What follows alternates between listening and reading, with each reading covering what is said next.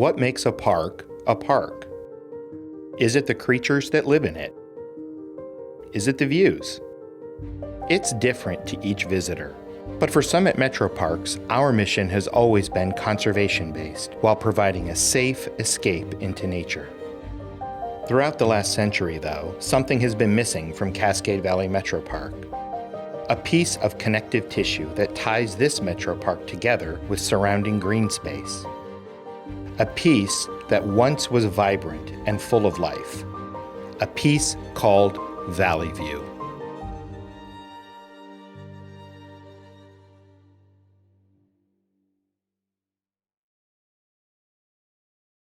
The historic context of this area goes back into the pre-contact period. It's near the confluence of the Little Cuyahoga and the Cuyahoga rivers, which is something that Native Americans would have been using to connect between the Tuscarawas watershed and the Cuyahoga River watershed, which allowed for waterway travel up and down, north and south throughout what is now the continental United States. And then historically, this area was certainly being used as farmland for a very long time. The first really kind of significant period of use that we really investigated was in the 1800s, when this was being parceled off and when it was sold to the Himmelwright family. And that was in 1887, which is probably around the time that this barn was actually built. And along with that, the farmhouse that was used by the golf course as the home that the Springer family, who ran the golf course, that they lived in. We also know that in the 1940s, there was a small neighborhood at the northern end of the property, and that was called Wheelock Cuyahoga Acres. And it was founded by a developer named Odell K. Wheelock, who was from Cleveland. He sold lots in that neighborhood to people who were white and people of color, which in the 1940s was kind of unusual. It was kind of a rare thing. The golf course bought the land in 1956. People look at the golf course, it's beautiful greenery, but as far as water quality goes, and with the major stem of the Cuyahoga River running through it, isn't really great for the biological activity and diversity, whereas golf courses are normally monocultures. The main thing about Mother Nature and all of these species is we need diversity. The surrounding area had been isolated from the river. So the river was not able to expand into its floodplain at all. Instead, it was a deep channel with steep banks on either side that caused erosion. And one of the critical negatives of that erosion is that sediment then suspends in the water column, which impacts the fish populations and other wildlife that would like to use the river. They had drained a lot of the wetlands and streams into about 20,000 lineal feet of drain tile that were connecting about 10 man-made ponds. So the site, it really looked like a completely residential landscape. This area here was so choked with pollution and so contaminated with toxins that it was designated one of 43 areas of concern by the International Joint Commission. Areas of concern were designated in the early 1980s, and they were basically the most degraded areas within the Great Lakes. So the goal of projects like these are to restore these AOCs and be able to bring it back to not the most pristine, but back to good water quality in the areas to compare to other watersheds that are not designated as AOCs. The river itself was recognized back in 1969 as the Burning River, and that over those 30 years, there have been a number of restoration activities that have occurred through dam removals, stream restorations like this project, as well as just community stewardship. So we're seeing an enormous comeback of the river, and these projects are going to continue that momentum moving forward.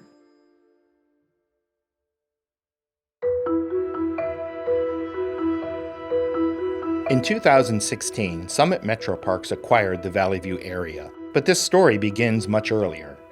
Summit Metro Parks, originally called the Akron Metropolitan Park District, was formally established in 1921. In that same year, the Olmsted Brothers landscape architecture firm of national parks fame was hired to plan the park district. The land we now call the Valley View area was identified in the Olmsted Brothers' original master plan for what would become Summit County's park district, thanks to its rich natural resources, including a large stretch of the Cuyahoga River. While the park district managed to preserve surrounding green space, known today as Sand Run, Cascade Valley, and Gorge Metro Parks, the missing link remained out of reach until Valley View was purchased to complete the connection. After the purchase, the restoration planning work began. This property, as it was shown on our 1925 master plan as being important, and we were missing this property as that connection to connect 1,800 acres. When we knew we were going to be acquiring this property, it was our first golf course for the Metro Parks. And I don't think a week went by from the time we heard about that until I was out on the site inventorying everything that was presently here. So from rare species to wetlands and ponds, all of the drainage ways that were on the site, we needed to have a good foundation for the baseline information to see what was here so we knew what we had to work with. One of the key goals with every project is how do we build on the great work that conservation has done? For us in the planning department, it's like, how do we build the built environment, the things that the visitor is going to use over the restored site and do it in harmony?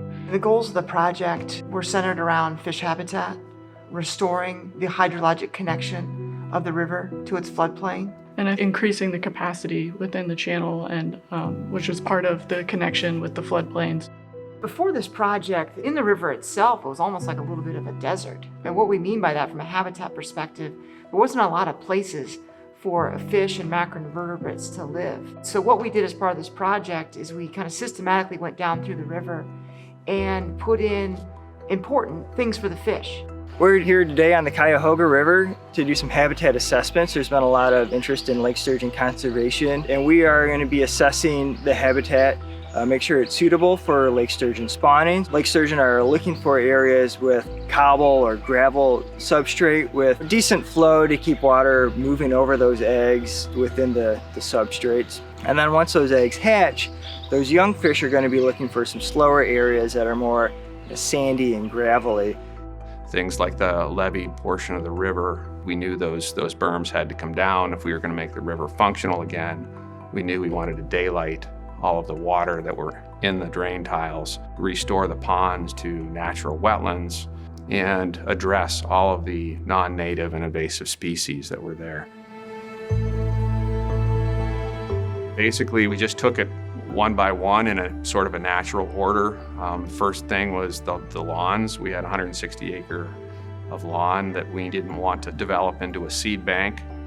So we went into one of our largest nut planting events with the public, planted 120,000 native trees. Once the plan was done, then we had to find out how to implement the portions of the plan that were too big or too costly for us to do internally.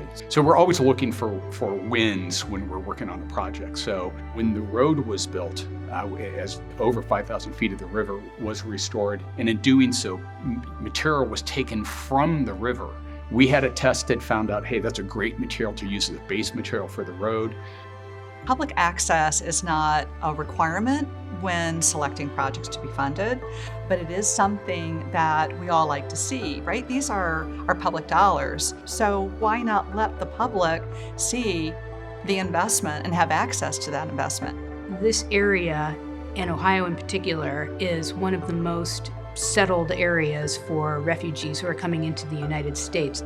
We found that the refugee community have been using our parks in this area for many years.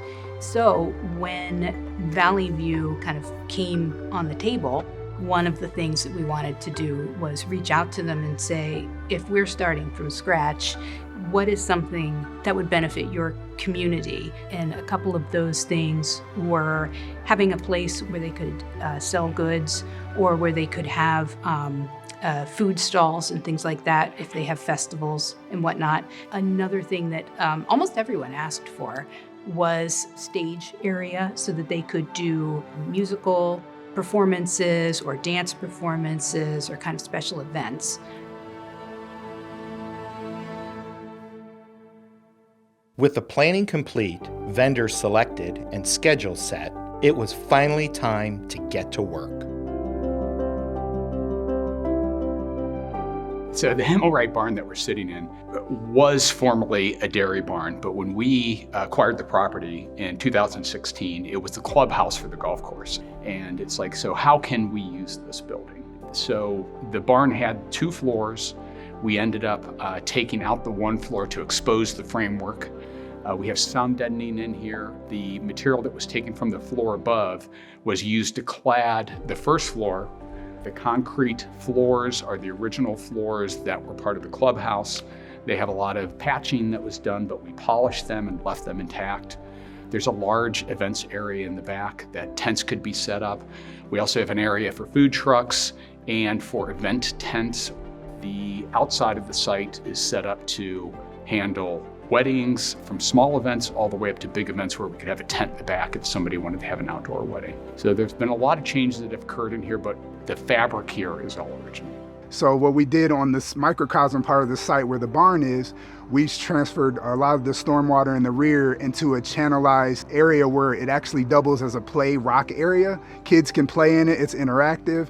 It connects with the rest of the park to be able to go down to the Cuyahoga River through a system of wetlands to be able to filtrate water and make things clean and better for the environment before it actually gets into our streams and rivers. Davie Resource Group was retained to complete the earthwork for phase 1 of the Valley View restoration project. Davie, working with Mark's Construction, was responsible for a variety of tasks, included wetland restoration, stream restoration. One of the biggest parts of the construction was figuring out how to disrupt all of the man-made hydrology control and bring water back to the surface. And that included cutting off drain tiles, disrupting entire drainage systems, and the most interesting and perhaps challenging was draining the ponds interspersed throughout the golf course and filling them back into a level where we could then create wetland habitat. The types of habitat features that we've installed on site is a number of boulder clusters in the river itself. Bank stabilization features with brush kind of hanging out over top of that has been worked in to create areas for spawning of fish, things like that. We've also included a number of deadfall trees in the wetland habitats that were established for roosting habitat for bats and other birds and things like that. And in general, seeding and tree planting. With the construction process complete, the time had come to evaluate the results. I have been here on several occasions now, including when it was brand new and it was just former golf course, barely former golf course. And the transition over time, just from the few times I've been here, it's been amazing, outstanding to see the progression and the succession. One of the biggest improvements that we were able to do here to provide increased habitat value for the fish and wildlife in the area was by reconnecting the river with its floodplain.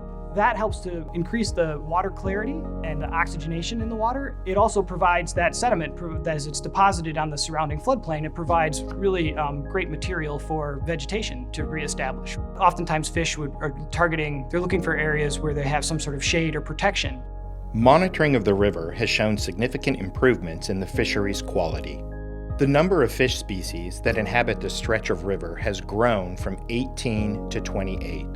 In addition to greater diversity, the abundance of fish has swelled from a low of 90 fish per kilometer to a high of over 300.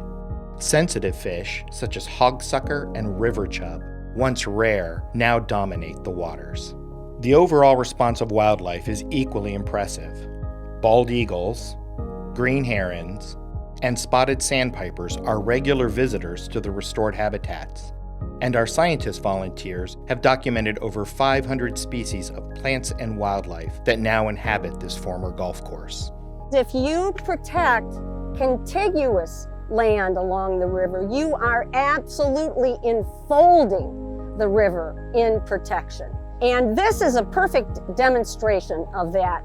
The development of this property was led by conservation, and that is how my philosophy is for park development. We have to pay attention to our conservation mission first and then develop it next. The recreational amenities that are planned for the park, we're really excited about. The main road that goes in will allow people to go right into the heart of the park, which will be right by the river. They'll be able to get out. We'll have livery service so you can get in a kayak or canoe and paddle downstream, or just sit by the water and enjoy the beautiful views.